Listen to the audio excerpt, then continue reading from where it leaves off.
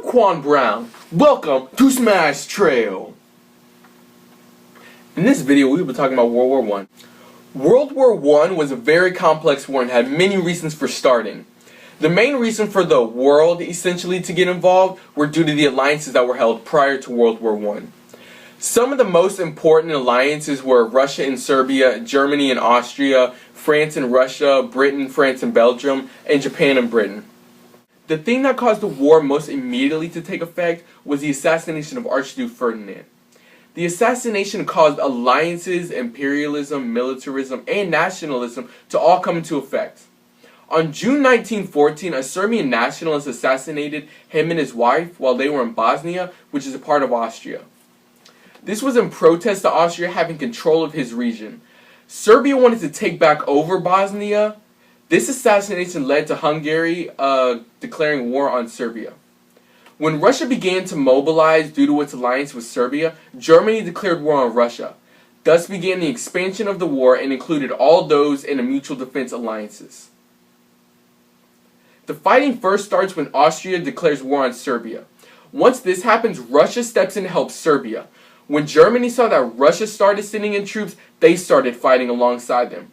Because France and Russia had an alliance at the time, when France saw that Germany started moving troops in, France started moving troops in. After France started fighting against Germany, Germany attacked France through Belgium, pulling Great Britain into the war. Japan later entered the war because they were in alliance with Great Britain, and Great Britain requested their help to get a fleet of ships transporting goods to the Far East because German ships were attacking every ship they saw. World War I was a massive war. It was responsible for over 9 million soldiers, sailors, and flyers, and another 5 million civilian deaths. It cost more than $158 billion in direct costs and more than $151 billion in indirect costs. Due to the technological advancements during 1914, World War I was the first war to use airplanes, tanks, long-range artillery, submarines, and poisonous gases to take out their enemies. At the end of the war, at least 7 million men were permanently disabled. World War I was probably had more far-reaching consequences than any other preceding war during this time period. Politically, it resulted in the downfall of 4 monarchs in Russia in 1917, in Austria-Hungary, and in Germany in 1918. It contributed to the Bolshevik rise in power in Russia in 1917 and the triumph of fascism in Italy in 1922. It ignited colonial revolts in the Middle East and Southeast Asia. Economically, the war severely disrupted the European economies and allowed the United States to become the world's leading creditor and industrial power. The war also brought vast social consequences, including the mass murder of Americans in Turkey and an influenza epidemic that killed over 25 million people worldwide. And that is the end of World War I. Now, let's talk about World War II. Japan, Germany, and Italy all expanded and conquered territories, beginning the Second World War against the Allied powers, a mix of the popular, jaded, well-known powers like France, Great Britain, and later the United States. But being called a world war, it involved the entire world, involving the Commonwealth, which included countries like Canada and New Zealand, and Latin American foreign regions controlled by the United States. These controlled powers were developed over several years in the 1930s to early 1940s. The reason the Second World War broke out was because of aggressive actions by the Axis powers early in their attempts to alter and revise the peace settlements that had driven them into debt and depression. They conquered areas around them in postmodernist imperial movements. These campaigns broke the post-World War I peace terms. The Allied powers at first accepted these revising campaigns, however, by the late 1930s declared war against the Axis powers. With the war on 2 fronts, it is quite easy for there to be a specific focus. You most likely are aware of the Western War involving mainly Germany, but you're probably not knowledgeable as the Eastern Front War involving Japan, which your textbooks mainly focus on only the Fat Man and Little Boy in Pearl Harbor. Japan was actually the first power to make its move in the Second World War, as they moved to overpowering China in the beginning of the 1930s. They began a conquest of Manchuria in 1931 and 1932, beginning their first move of revision and dominated the region.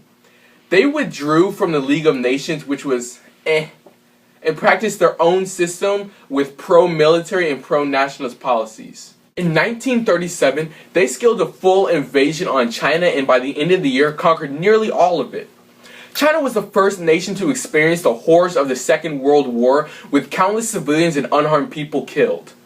The rape of Nanjing was one of the first and well-known horrors of the Japanese conquest, as a third of the Nanjing was burned, thousands of women were raped, and hundreds of thousands of unarmed Chinese were killed in cruel practices like bayonet training and outright killing.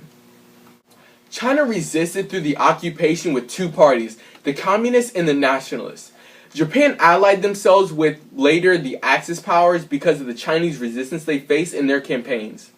Several Chinese nationalists died, but together with the Communist Party, they created an army of 1.3 million soldiers and held down half of the Japanese army in World War II.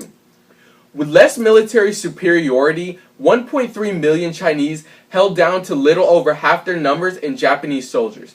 These two parties, however, had much conflict with each other, and even without open civil war, fought each other well during the war in arguments over political and regional control of places they conquered together. However, communist tactics like harassing of Japanese troops and hit-the-runs gained the loyalty of lower-class Chinese, and like the end of the occupation led them to be the ones running China rather than the nationalists. Japan's infamous attack on Pearl Harbor was an attempt to secure their control over the Pacific region. They wanted to control the island regions like the Philippines and saw the strengths of the U.S. Navy as a threat. They devastated the U.S. naval power in Pearl Harbor and shortly after moved to conquering the Pacific territories they set their sights on. However, the attack on Pearl Harbor gave way to a now openly hostile United States against Japan. Kamikaze translates into divine wind in English, which gave the tone and prestige of those who were pilots.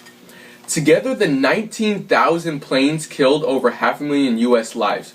Regardless of the tactic, the Allies pushed across and found themselves close to the mainland of Japan. Japan had no more naval or aerial might as the clashes with the Allies in the Pacific Islands devastated their forces and only had one ground army remaining. This is when the atomic bombs were dropped in August 1945, and along with the declaration of war from the Soviet Union upon Japan. Emperor Hirohito decided and then to unconditionally surrender.